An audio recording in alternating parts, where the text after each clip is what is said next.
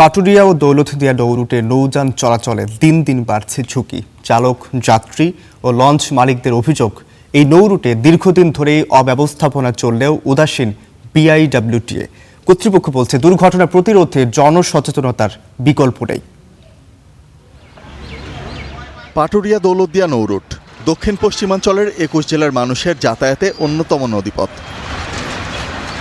দেশের অন্যতম প্রধান এই রুটে বিভিন্ন সময়ের বেশ কিছু দুর্ঘটনা ঝুঁকি বাড়িয়েছে নৌ চলাচলে।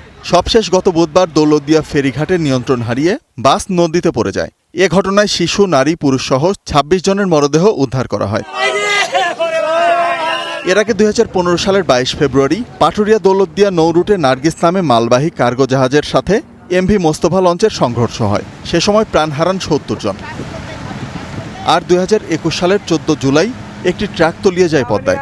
এর বছর তিনেক পর ২০২৪ সালের ১৭ জানুয়ারি ৫ নম্বর ঘাট এলাকায় ৯টি ট্রাক নিয়ে ডুবে যায় রজনীগন্ধা নামে একটি ফেরি। সে সময় যাত্রী চালকরা বেঁচে গেলেও প্রাণ হারান ফেরির ইঞ্জিন মাস্টার। চলতি বছরের ১১ মার্চ নদীতে পড়ে যায় তেল বোঝাই একটি লরি। একের পর এক এমন দুর্ঘটনার পরও টনক নড়েনি কর্তৃপক্ষের। যাত্রী চালক ও লঞ্চ মালিকদের অভিযোগ, দৌলতদিয়া পাটুরিয়া নৌরুটে দীর্ঘদিন ধরেই চলছে নানা অব্যবস্থাপনা। প্রতিনিয়তই ঝুঁকি নিয়ে পদ্মা পার হতে হয় তাদের। যদি কোনো সময় বৃষ্টি হয়, একটা লোড গাড়ি নিয়ে উঠতে গেলে একটা ড্রাইভারের জীবন থাকে হাতের উপরে।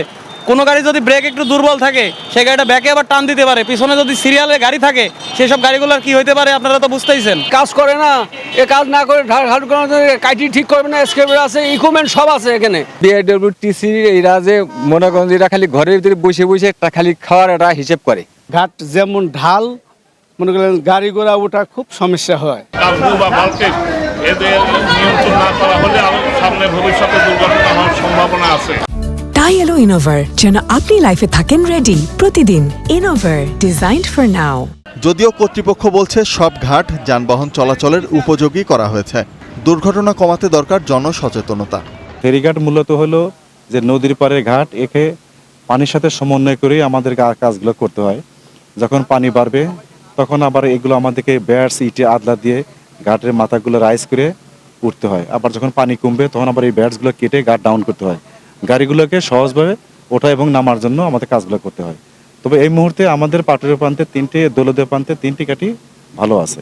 পাটুরিয়া দৌলতদিয়া নৌরুটে প্রতিদিন চলাচল করে অন্তত 12টি ফেরি, আর পদ্মা পাড়ি দেয় অন্তত ২,০০০ যানবাহন। Desk report, star news.